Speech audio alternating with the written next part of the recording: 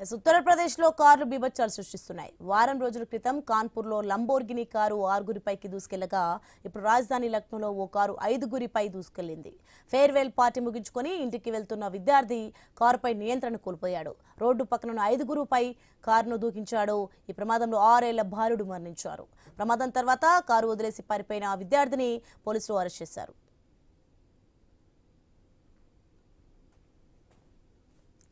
ఇక 12వ తరగతి చదువుతున్న గౌరవ్ సింగ్ కారులో ఇంటికి వెళ్తున్నాడు. వేగంగా దూసుకెళ్లిన కారు మొదట రోడ్డు పక్కన ఆగి ఉన్న బైక్ ను ఢీకొట్టింది.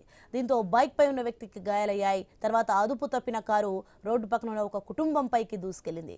అర్మాన్, సాధనా పటేల్, ఆమె తల్లి మీనాదేవి గాయపడ్డారు. సాధనా పటేల్ 6 ఏళ్ల కుమారుడు దీక్షాంత్ను ఆసుపత్రికి తరలించగా అప్పటికే మృతి చెందినట్లు డాక్టర్లు తెలిపారు.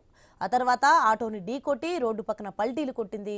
పోలీసులు సంఘటనా స్థలానికి చేరుకుని సీసీటీవీ ఫుటేజ్ ను పరిశీలించారు. కారును స్వాధీనం చేసుకుని విద్యార్థి గౌరవ్ సింగ్ ను అరెస్ట్ చేశారు. బాధిత కుటుంబాల ఫిర్యాదు ఆధారంగా కేసు నమోదు చేసి దర్యాప్తు చేస్తున్నట్లు పోలీసు అధికారులు తెలిపారు.